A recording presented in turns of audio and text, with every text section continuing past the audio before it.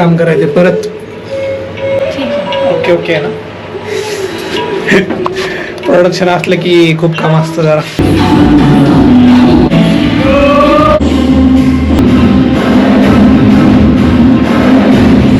फक्त अर्धा तास झुंबा केलाय.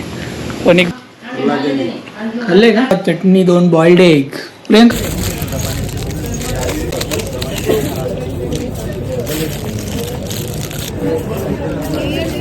फीचर आहे तर 226.